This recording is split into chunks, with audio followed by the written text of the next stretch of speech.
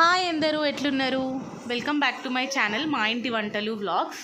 నేను ఓన్లీ వంటలు వ్లాగ్సే కాకుండా మేము బయటకు వెళ్ళినప్పటివి లేదంటే స్పెషల్ అకేషన్స్ తర్వాత what I at in a day ఇలాంటివి కూడా చేస్తూ ఉంటాను. నా ఛానల్ని ఫస్ట్ టైం చూస్తున్న వాళ్ళైతే నా ఓల్డ్ వీడియోస్ చూసి నచ్చితే సబ్స్క్రైబ్ చేసుకోండి, లైక్ చేయండి, షేర్ చేయండి, పక్కనే ఉన్న గంటను కూడా నొక్కండి. నేను ఎప్పుడన్నా అప్లోడ్ చేస్తే మీకు నోటిఫికేషన్స్ వస్తాయి. ఈరోజు అయితే నేను మా అక్క హెల్ప్ తీసుకొని రెస్టారెంట్ స్టైల్లో పన్నీర్ కర్రీ ఇంకా బగారా రైస్ చేద్దాం అనుకుంటున్నా బాస్మతి రైస్తో. సో దానికోసం నేను పన్నీర్ని ఆయిల్లో బాగా డీప్ ఫ్రై చేసుకున్నా.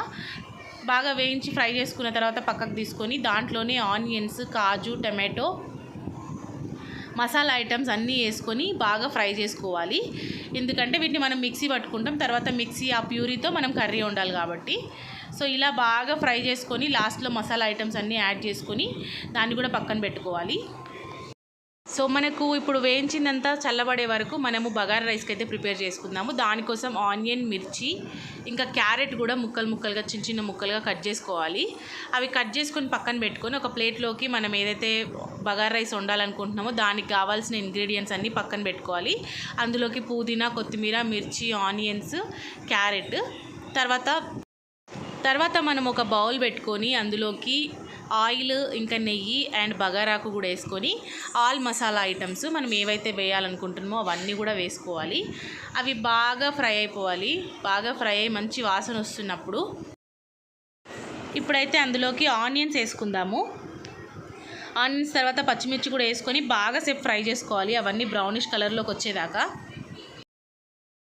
అలాగే మనం కట్ చేసి పెట్టుకున్న క్యారెట్ ముక్కల్ని కూడా వేసుకోవాలి. క్యారెట్ వేసుకుంటే చాలా మంచి ఫ్లేవర్ వస్తుంది, స్వీట్నెస్ కూడా వస్తుంది, బాగుంటుంది. తర్వాత కొంచెం కరివేపాకు ఇంకా కొంచెం పుదీనా కూడా వేసేసుకొని బాగా కలుపుకోవాలి. ఇలా ఇవన్నీ మనకు ఉడికిపోయినాయి అనిపించినప్పుడు అందులోకి కొంచెం అల్లం పేస్ట్ వేసుకోవాలి. ఇంకా అల్లం పేస్ట్తో మనకు ఫ్లేవర్ అయితే సూపర్ వస్తుంది, మంచి టేస్ట్, మంచి వాసన కూడా వస్తూ ఉంటుంది. అలా అల్లం పేస్ట్ కూడా మొత్తం వేసుకున్నాక మనం ఎన్ని గ్లాసుల రైస్ వేస్తామో అన్ని గ్లాసులకి 2 గ్లాసెస్ ఎక్స్ట్రా గ్లాసెస్ వాటర్ అయితే పోసుకోవాలి. నేను బాస్మతి రైస్తో చేస్తున్నాను కాబట్టి ఎన్ని గ్లాసుల రైస్కి అన్ని గ్లాసుల వాటరే పోసుకోవాలి. అలా పోసుకొని అది ఉడికే వరకు దాన్ని పక్కన పెట్టేద్దాము. సో మనం అప్పుడే వేయించి పెట్టుకున్నాం కదా, వాటన్నిటిని ఫస్ట్ అయితే మిక్సీలో వేసుకుందాము. అలా మనకు రైస్ కోసం వాటర్ ఉడుకుతుంటాయి.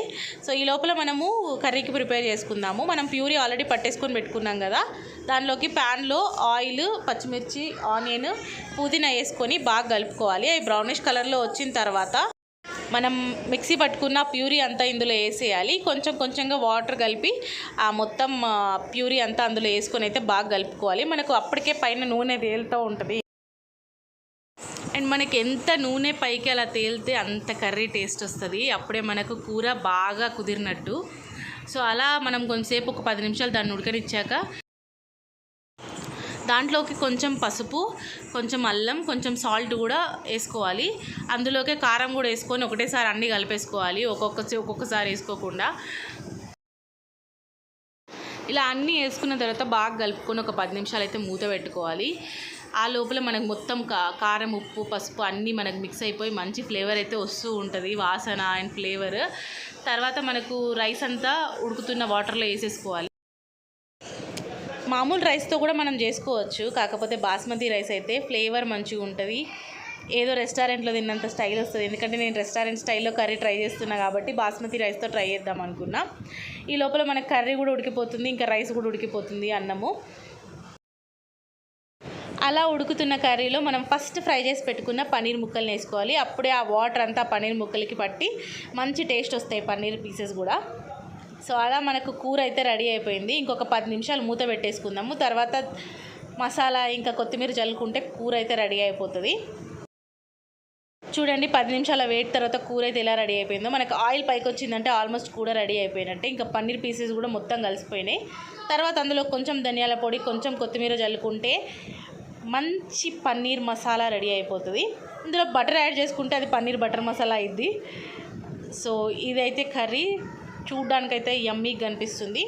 ఈ లోపల మనకి రైస్ కూడా ఉడికిపోయింది. రైస్ కూడా చాలా చాలా యమ్మీగా కనిపిస్తుంది. కొంచెం కొత్తిమీర దాని మీద కూడా వేసేసుకుందాం గార్నిష్ కోసం. And it looks so yummy. ఎంతమందికి ఇష్టం బగారన్నంతో చికెన్ కానీ పన్నీర్ కానీ మటన్ కానీ తినడం? మేమైతే మా తెలంగాణలో ఏ అకేషన్ వచ్చినా ఏ వంట చేసుకున్నా ఫస్ట్ అయితే బగారన్నం వండుకుంటాము.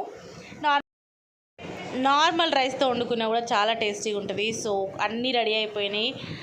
ఇప్పుడు అలా వేడి వేడి బగారా రైస్ ప్లేట్లోకి తీసుకొని అలా వేడి వేడి పన్నీర్ కర్రీ పక్కన పెట్టుకొని ఆనియన్ నిమ్మకాయ వేసుకొని సర్వ్ చేసుకుంటే అద్దరిపోతుంది.